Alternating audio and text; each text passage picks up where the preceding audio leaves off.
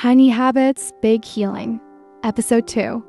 Part 1, her daily struggle, the pain that wouldn't go away. Emily had always thought she could power through anything. Long work days, endless meetings, late night emails. It was the price of ambition, and she was willing to pay. What she hadn't expected was the pain. It started as a dull ache at the base of her neck, barely noticeable at first. But over weeks, it grew, creeping into her shoulders, tightening around her like a rope she couldn't untie. At her desk, she found herself hunching more, squinting at her screen, shifting restlessly. At night, she woke up with her jaw clenched, her muscles stiff and burning. Still, she told herself, it's just stress, it'll pass. It didn't. By the third month, the ache had turned into shooting pain. Some mornings, she couldn't even turn her head without feeling like something inside her was tearing. The worst part wasn't the pain itself, it was the helplessness. No matter how many massages she booked, how many painkillers she tried, or how many ergonomic chairs she researched at midnight, nothing seemed to truly help. If this is what success feels like, she thought one evening, icing her neck while staring at another overflowing inbox, then maybe I don't want it. Chronic neck and shoulder pain is often less about bad posture and more about muscle stagnation. Studies show that sitting for prolonged periods, even with good posture, can reduce blood flow, cause muscle stiffness, and increase nerve sensitivity. Small, regular movements are often more effective for long-term relief than occasional intensive therapy. Emily's doctor offered her a grim, familiar routine, stronger painkillers, maybe physical therapy later if things worsened, but one piece of advice caught her attention.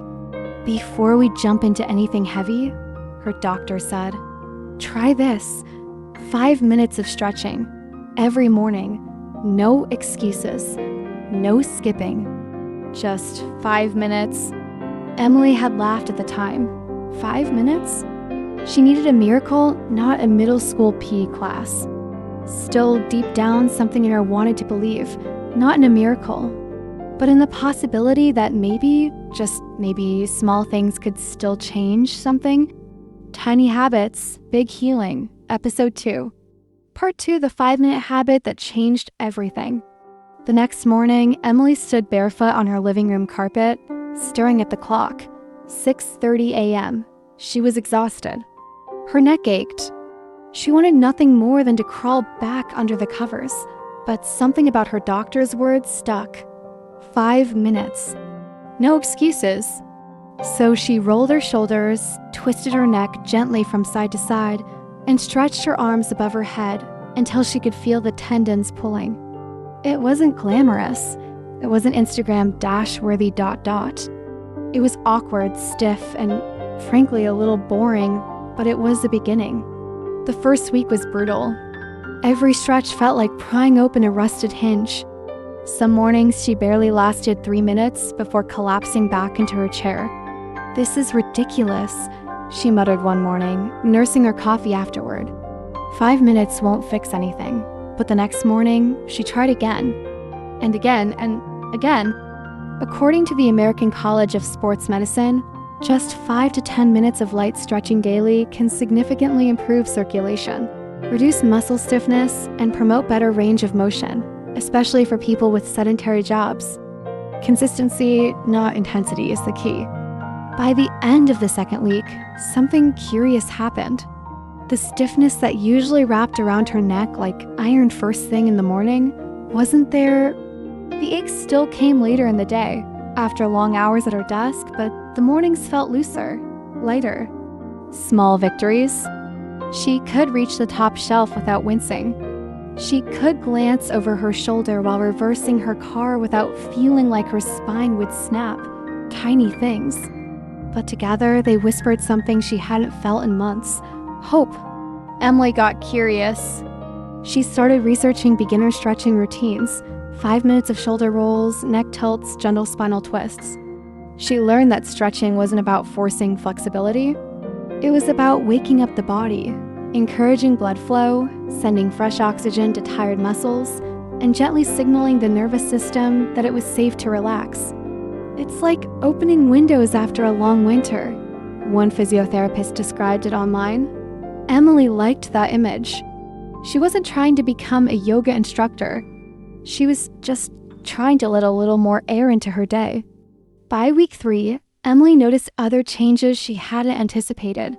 She was sleeping better. She wasn't grinding her teeth at night as often. Her afternoon headaches became less frequent. Her mood, which had hovered somewhere between irritable and despairing for months, lifted slightly. Nothing dramatic. No magic, just small shifts steady as tides. Stretching triggers the parasympathetic nervous system, the rest and digest branch responsible for calming the body after stress. Regular stretching can lower cortisol levels, the stress hormone, and increase serotonin, boosting mood and improving resilience to daily pressures. One morning, about a month after she'd started, Emily realized something.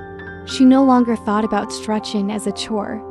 It wasn't another item to check off her endless to-do list. It had become quietly, stubbornly a part of her day. Just like brushing her teeth, just like tying her shoes. And somewhere along the way, without realizing it, she had shifted from someone who was fighting her body to someone who was working with it. She still had bad days. Days when deadlines loomed, when the pain crept back up her neck, whispering old fears. But now she had something she didn't before, a small anchor. A few minutes of breathing, moving, listening before the noise of the world rushed in 5 minutes. That's all it had taken to begin untying a knot she thought she'd be stuck with forever. Tiny Habits, Big Healing, Episode 2. Part 3, the day she forgot to stretch and paid the price. It happened on a Thursday. The morning had started like any other, coffee brewing, emails piling up, meetings scheduled back to back. Emily glanced at the clock, 7:45 a.m. Her first call was in 15 minutes. She looked at her mat in the corner where she usually spent her 5 quiet minutes stretching, and she hesitated. I'll skip today, she thought. One day won't matter. She was already dressed, already running late, already halfway through a mental checklist of deadlines and deliverables. Stretching could wait.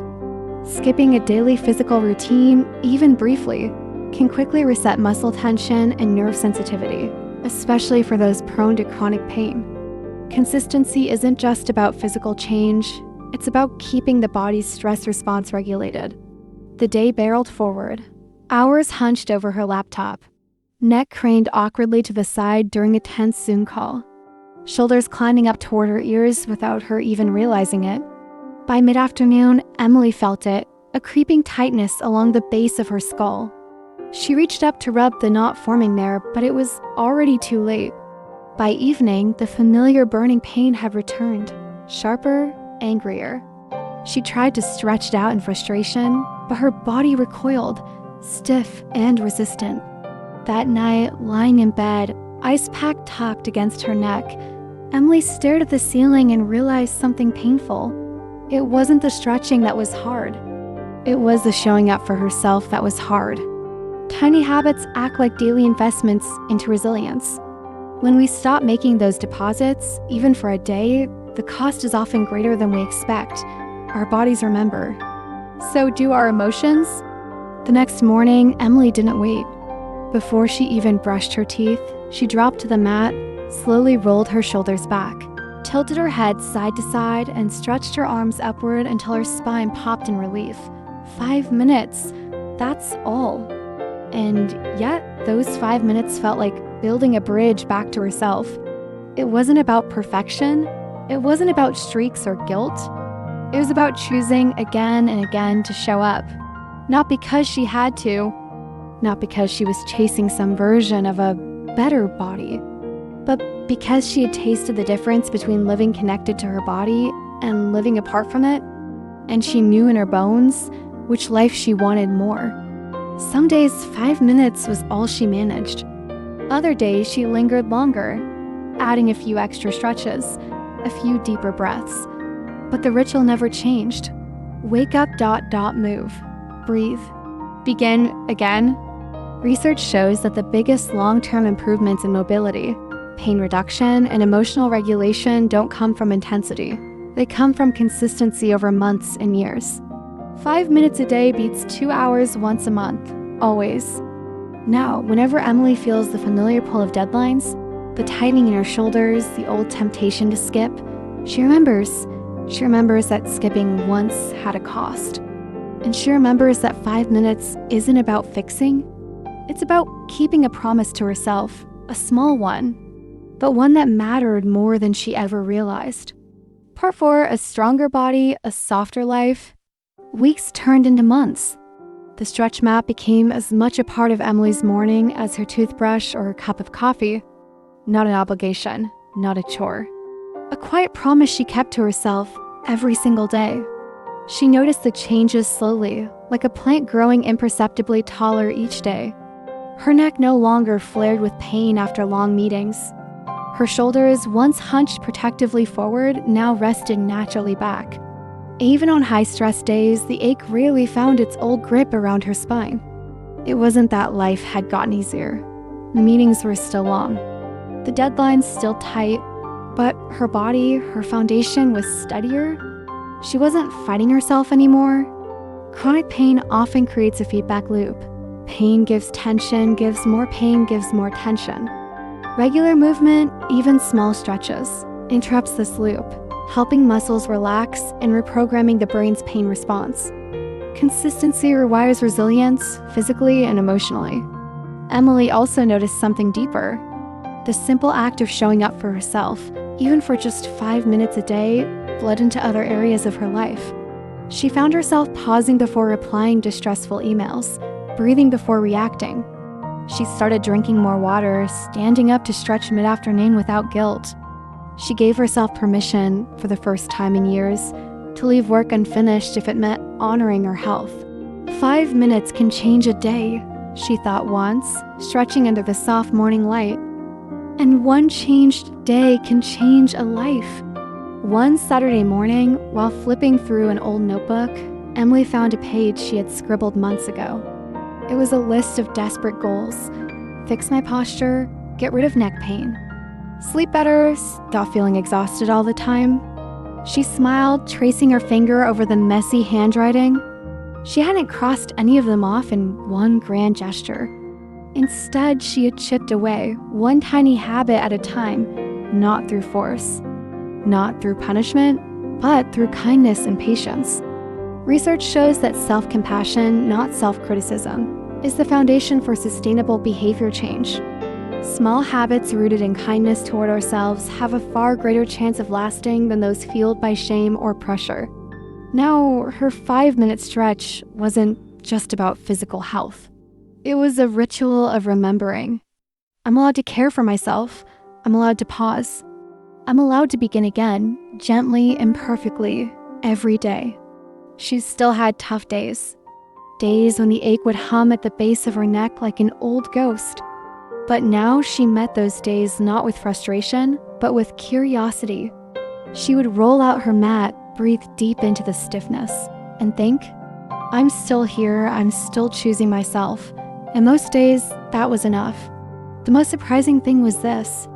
The more Emily honored those tiny moments, the more the big things in her life shifted too. Her patience grew, her focus sharpened. Her relationships softened because she no longer carried tension everywhere she went. It wasn't just her body that healed. It was the way she lived inside her own skin. 5 minutes, every morning, a simple habit, a whole new way of being.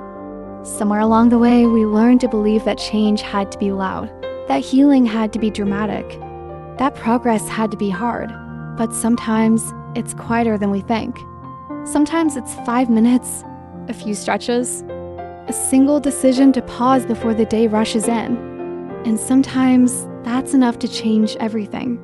In Emily's story, it wasn't a grand transformation that saved her. It was the smallest habit, done quietly, done consistently, that rebuilt her life from the inside out. 5 minutes. Every day, a little softness, a little strength. What about you? What tiny habit could you begin today to choose yourself a little more kindly?